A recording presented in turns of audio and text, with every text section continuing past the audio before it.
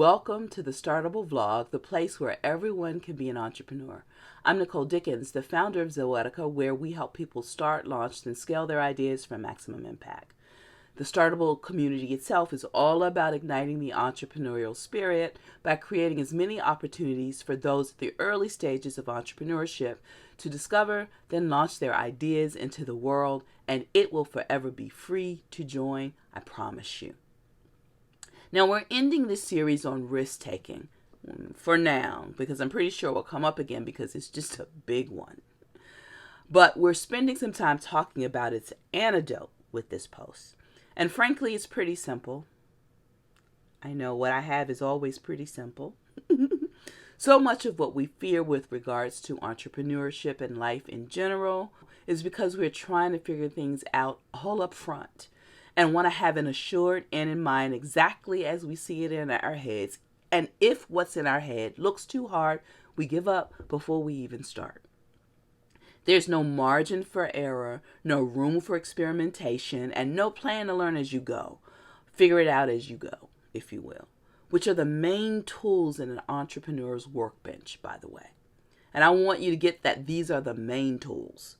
Too often we let the fear of messing up, of losing everything, including our reputations, take over before we even begin because we are missing these tools in our workbench.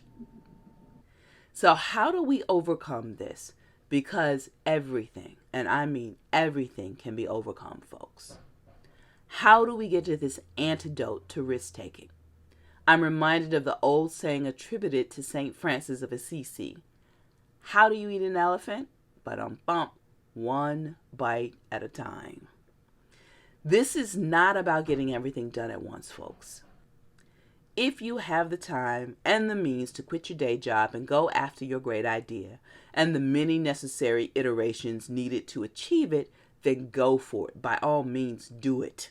But if that's not where you are, it's so not a problem. That is what a side gig is all about. A side hustle is for. Take small steps towards your dream.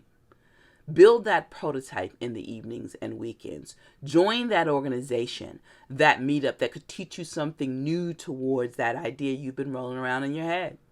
Volunteer somewhere and build those new skill sets. Carve out an hour a day to work on the idea. Get up early or stay up late to do so. Don't put all your eggs in one basket at first. It is so not necessary. Will you have to make sacrifices and give a few things up? Will your family and loved ones have to adjust? Yep, but of course. But that may be as simple as including them in the idea in the first place.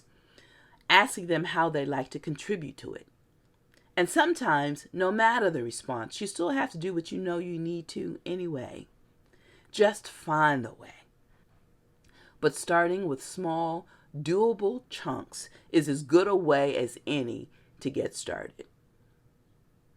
You don't have to quit your job and go all in to get started. That's a lot. And that idea you've got in your head, expect it to change dramatically over several iterations. Because the truth is that first idea is rarely the best one. Keep moving forward. Fail fast forward, remember.